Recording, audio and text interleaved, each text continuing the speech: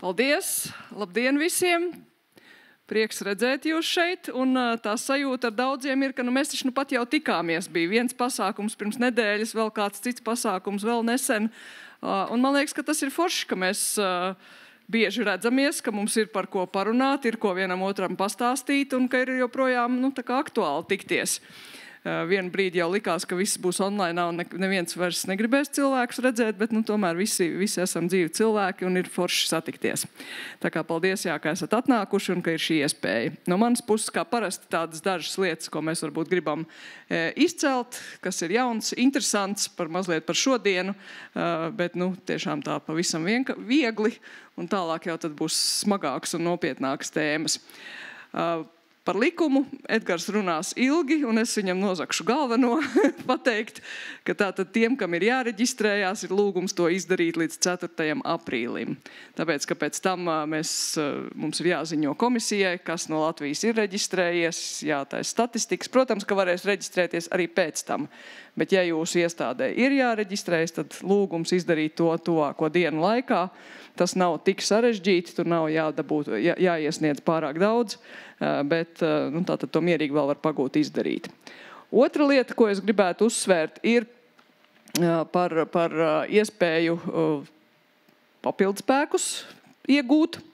Tātad ir, man liekas, iepriekšēji esi drošā, mēs esam stāstījuši, esam aicinājuši no Rīgas Tehniskās universitātes pārstāvis, ir bijuši arī mūsu sociālos dažādi informācijas kā to pareizi latviski sauc, mēs esam atbalstījuši informāciju par šo. Tātad kopīgs projekts Google un RTU apmāca jaunos speciālistus, 3 dažādas programmas. Tur ir tātad izglītošana kiberdrošībā, pārvaldība un incidentu risināšana. Un šiem cilvēkiem ir nepieciešams prakses vietas. Lūgums ir pieteikties līdz 14. aprīlim, ja jūsu iestādē vai uzņēmumā varētu būt iespēja paņemt šo te praktikantu, kurš šo 2 mēnešu laikā tad var tiešām kaut ko derīgu jums izdarīt. Vai kādu dokumentāciju uzlabot, pārskatīt, papildināt, vai apmācīt varbūt darbiniekus, vai sagatavot kaut kādas iespējas pārskatu par to, kādas ir iespējas apmācīt darbiniekus. Tātad varianti ir visdažādākie. Ja ir interese, tad lūdzu iesaistieties. Nākamais, es gribētu jūs visus iepazīstināt ar mūsu kolēģi Līgu Petersoni, kura sēž tur. Jā, Līga mums ir brīnišķīgs papildinājums komandai, kura strādā tieši ar klientūru. Un ļoti iespējams, ka daudzi ar viņu jau ir sarakstījušies. Bet sarakstīties nav tas pats, kas redzēt dzīvē, kā Līga izskatās, un ar viņu arī parunāt šeit klātienē. Tā kā visi, kam tas ir aktuāli, Līga ir šeit un iepazīstaties arī klātienē. Paldies! Nākamais priecīgais paziņojums būs kiberšahs, un viņš šogad būs oktobra beigās.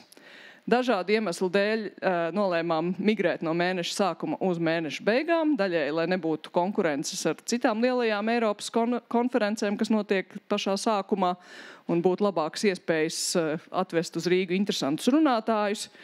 Daļēji vēl citi iemesli, bet datumi ir nosprausti 29. 30. oktobris. Atzīmējiet kalendāros, ja gribat uzstāties, tad sūtat mums savas idejas. Tāda oficiāla call for papers nebūs, bet ja ir idejas, tad mēs viņus vienmēr labprāt uzklausam. Un nākamais ir digitālā nedēļa, kas notiek šonedēļ un laikam arī nākamnedēļ. Droši vien esat jau pamanījuši. Latvijā notiek jau 16. reizi. Likta ir viens no galvenajiem organizatoriem, bet tur piedalās un palīdz daudzi. No mūsu puses, no kiberdrošības puses, šī ir tā kā galvenā diena. Arī Esi drošs ir daļa no digitālās nedēļas notikumiem. Šajā kontekstā es saprotu, ka mums pat ir televīzijas translācija šoreiz, kas ir neparasti un interesanti, un ceru, ka ir arī skatītāji un būs noderīgi. Un tagad es saprotu, ka es nepasveicināju visus tos, kas ir neklātienē. Paldies, ka jūs skatāties, un es ceru, ka jums arī būs interesanti un noderīgi, vienalga, vai tas ir televīzijā vai kādos citos kanālos. Kas vēl šonedēļ ir jau noticis, bija otrdien mums pasākums par to, kā vadīt kiber izmeklēšanas spēli, Train the Trainer pasākums. bija gandrīz 70 cilvēki pie mums. Ceru, ka vismaz puse no viņiem tiešām arī vadīs to spēli savā darba vietā vai savā novadā vai, nezinu, mājās dzimšanas dienas ballītē. Iespējas ir visplašākās.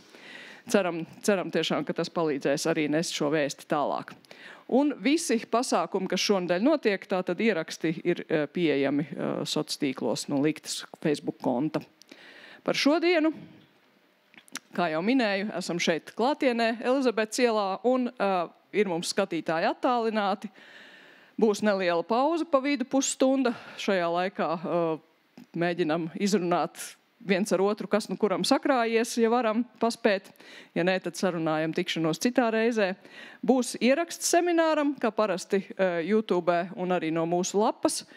Un šajos kanālos ir pieejami arī iepriekšējo semināru ieraksti, ja kāda tēma liekas, ka ir palaista garām vai gribētos atsvaidzināt atmiņā. Jautājumiem uz vietas būs iespējas lielisks lietot veco labo metodu un pacelt roku. Tie, kas attālināti, tiem ir iespēja uzdot jautājumus caur mentī. Apliecinājumi arī joprojām aktuāli. Visiem, kas ir reģistrējušies, izsūtīsim līdz nākamās nedēļas beigām. Ja kāds saņem nepareizu, jūs jau ziniet, rakstiet uz kurs@cert.lv. Un vēl ir arī semināra novērtējuma anketa, kuru es ceru, ka mēs arī vēlāk parādīsim vēl. QR kods ir vispār forša lieta, ko šai sabiedrībai dot, un visi uzreiz grābi telefons un viņu bildē. Bet es ticu, ka būs arī citi veidi, kā tikt pie šīs anketas un pateikt, kas jums patika, kas nepatika. Atceramies, kiberdrošība ir visu mūsu kopīgā atbildība un liec mūri pret krāpnieka dūri. Un ar šiem uzsaukumiem aiziet seminārs, lai mums visiem ražīga pēcpusdiena. Paldies, Baidi!